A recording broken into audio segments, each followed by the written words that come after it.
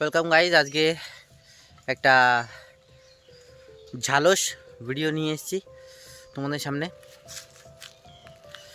বাড়িতে বসে সবাই অ্যাপ্লাই করো, মানে সবাই ভালো লাগবে, ঠিক আছে?